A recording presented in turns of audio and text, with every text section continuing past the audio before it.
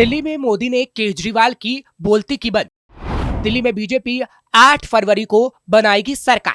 दिल्ली चुनाव में middle class family को लेकर इस बार घमासान है, क्योंकि केजरीवाल बार बार स्लम एरिया और मिडिल क्लास लोगों के पास जा रहे हैं और वोट मांग रहे हैं और कह रहे हैं कि हम मिडिल क्लास लोगों के लिए काम करने वाले लोग हैं और आगे भी करेंगे। और तो और मिडिल क्लास को लेकर केजरीवाल ने मोदी तक को चुनौती दे डाली थी, जिसके बाद अब पीएम मोदी ने दिल्ली चुनाव में खेला कर दिया है। नमस्कार, कैपिटल टीवी देख रहे हैं आप। मैं हूं आपके साथ हर्ष भारद्वाज।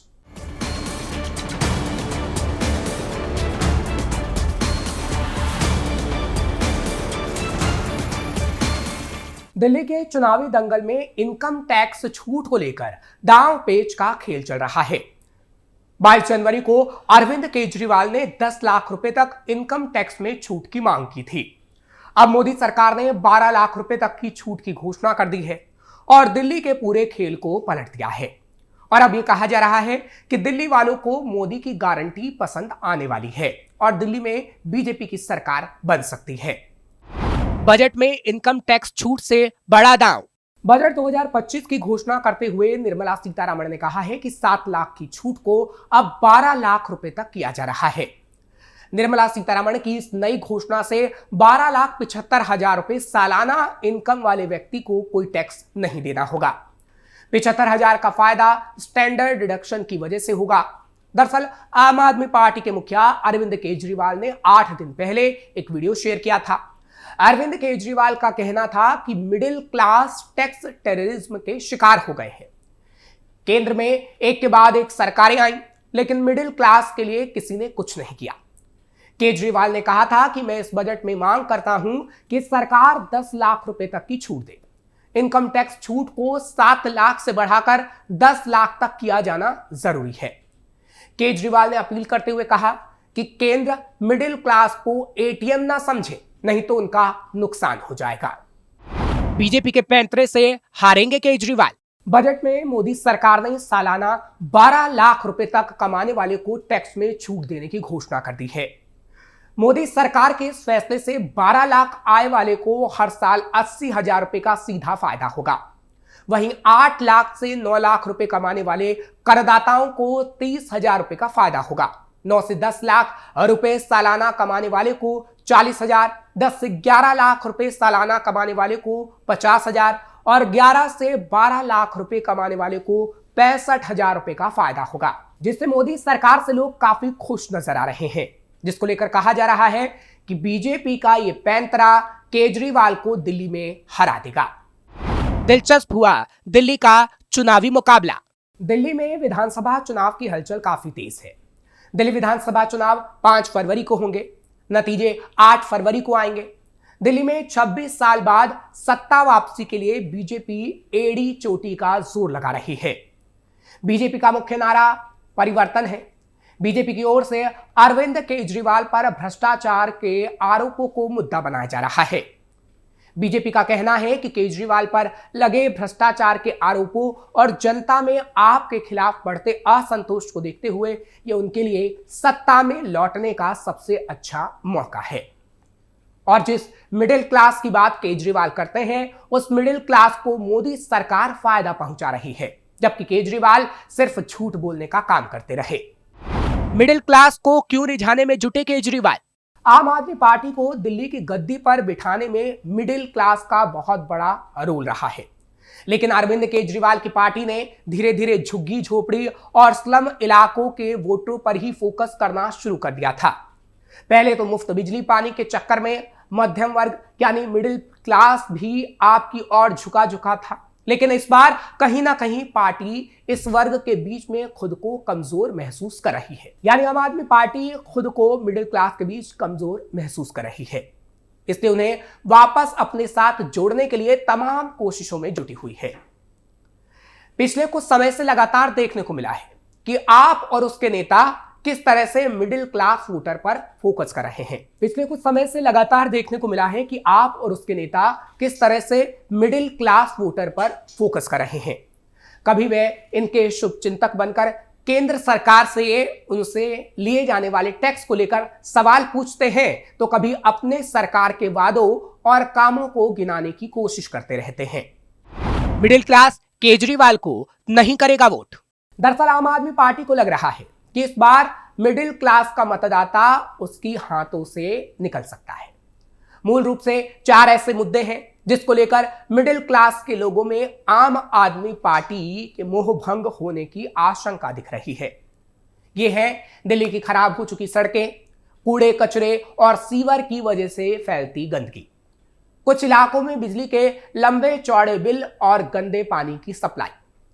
मध्यम वर्ग में मौजूद निराशा की वजह से ही आम आदमी पार्टी को इनको लेकर अपने स्टैंड को बदलना पड़ रहा है। आम आदमी पार्टी के एक वरिष्ठ नेता ने कहा, कई सीटें हैं जहां एंटी इनकम्बेंसी के चलते हमने मौजूदा एमएलए को बदल दिया है। ये पहला कदम था, लेकिन तथ्य यह है कि रोड को नहीं सुधारा जा सका या कूड़े का बेहतर प्रबंधन नहीं सुनिश्चित किया जा सका। गेट बंद कॉलोनियों में और मिडिल और अपर क्लास इलाके में सड़कों की खराब हालात एक बड़ा मुद्दा बन गया है। यही वजह है कि इस चुनाव में आम आदमी पार्टी ने मिडिल क्लास को रिझाने की तमाम कोशिशें की हैं।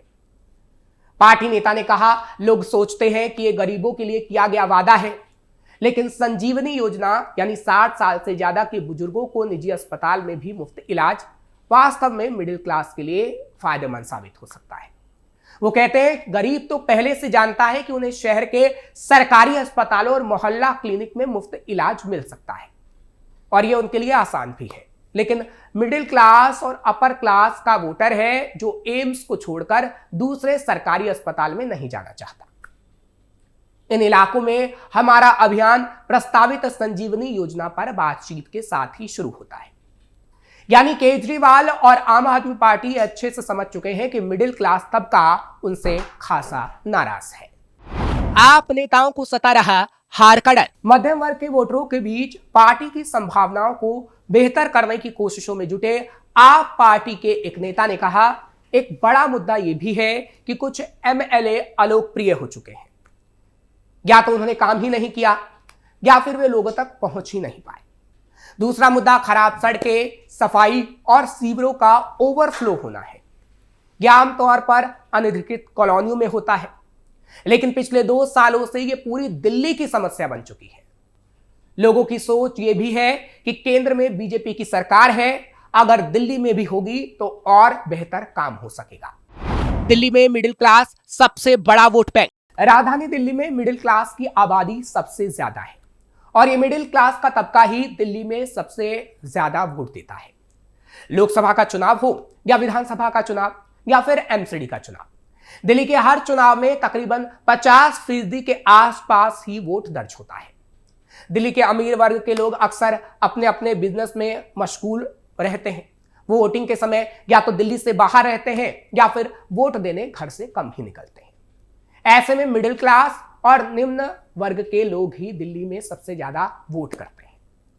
दिल्ली में आम आदमी पार्टी की सरकार आने पर जब से फ्री स्कीम लागू हुई है, तब से सभी राजनीतिक दलों ने दिल्ली के टर्न आउट के मिजाज को समझ लिया है और मिडिल क्लास की फैमिली के लिए अपने अपने घोषणा पत्रों में इस वर्ग को सबसे ज्यादा लुभाने की कोशिश की है।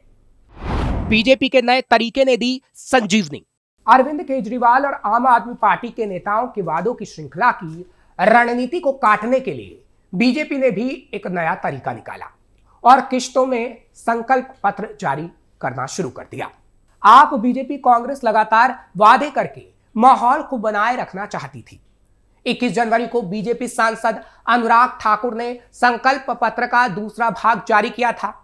दूसरे संकल्प पत्र में बीजेपी ने मिडिल क्लास के लोगों और व्यापारियों के लिए कई लोक लुभावन वादे किए।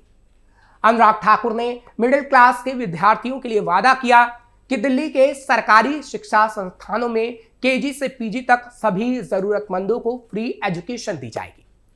इससे पहले 17 जनवरी को बीजेपी के राष्ट्रीय अध्यक्ष जेपी नड्डा ने भी संकल्प पत्र का पहला भाग जारी किया था।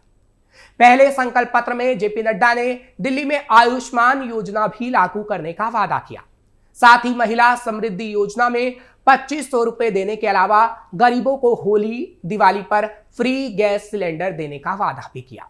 बीजेपी ने अपने पहले भाग में महिलाओं, बुजुर्गों और झुग्गी झोपड़ियों में रहने वालों के लिए वादे किए जबकि तीसरे भाग में बीजेपी ने युवाओं की सहूलियतों के लिए वादों की झड़ी तक लगा दी। यानी ये कहा जा सकता है कि मिडिल क्लास का भरोसा केजरीवाल से कम हुआ है और अब मिडिल क्लास बीजेपी की तरफ शिफ्ट हो सकता है, क्योंकि बजट 2025 की घोषणा करते हुए निर्मला सीतारमण ने कहा है कि 7 लाख की छूट को अब 12 लाख रुपए तक किया जा रहा है, जिसे मोदी सरकार का दिल्ली को लेकर एक मास्टर स्ट्रोक माना जा रहा है। फिलहाल आपको ये खबर कैसी लगी, आप कमेंट सेक्शन में जरूर बताइए। खबर को लाइक शेयर करें और कैपिटल टीवी को सब्सक्राइब जरूर करिए।